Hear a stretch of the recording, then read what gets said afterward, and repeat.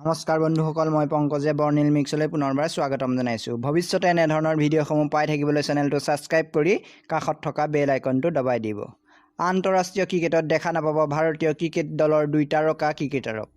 আহক ভিডিঅ'টো আৰম্ভ কৰোঁ।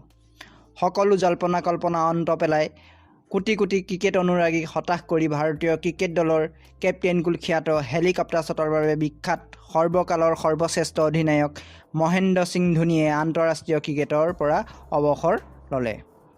স্বাধীনতা দিৱসৰ দিনা ছ'চিয়েল মিডিয়াৰ যোগেৰে আন্তঃৰাষ্ট্ৰীয় ক্ৰিকেটৰ পৰা অৱসৰৰ কথা ঘোষণা কৰে। 23 ডিচেম্বৰ 2004 চনত বাংলাদেশৰ বিৰুদ্ধে অভিষেক ঘটা ধোনীয়ে 2004 চনৰ পৰা 2019 চনৰ বৰ্ণিল কেৰিয়াৰত 90খন টেষ্টত 4874 ৰান, 350খন এদিনীয়া ক্ৰিকেটত 10773 ৰান আৰু 98খন টি20 ক্ৰিকেটত 1617 ৰান কৰিবলৈ সক্ষম হয়।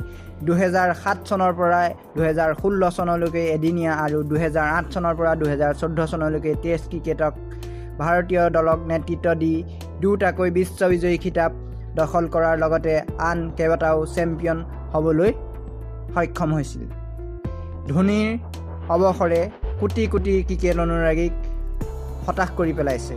ঠিক সেই সময়তে ভাৰতৰ আন এগৰাকী তাৰকা বেটছমেন তথা ক্ৰিকেটাৰ সুৰেশ ৰাইনাইও আন্তঃৰাষ্ট্ৰীয় ক্ৰিকেটৰ পৰা অৱসৰ ল'লে। 30 জুলাই 2005 চনত শ্ৰীলংকাৰ বিৰুদ্ধে অভিষেক ঘটা ৰাইনাই 2005 চনৰ পৰা 2018 চনৰ বৰ্ণিল কেৰিয়াৰ ভিতৰত ভাৰতীয় দলৰ হৈ 18খন টেষ্ট, 226খন এদিনীয়া আৰু 78খন টি20 ক্ৰিকেটত অংশগ্ৰহণ কৰিছিল। ভাৰতীয় ক্ৰিকেট দলৰ এই 2 তাৰকা বেটছমেনে অৱসৰ ঘোষণা কৰাত ভাৰত তথা বিশ্বৰ কোটি কোটি ক্ৰিকেট প্ৰেমী হতাশ তথা দুখ প্ৰকাশ কৰিছে।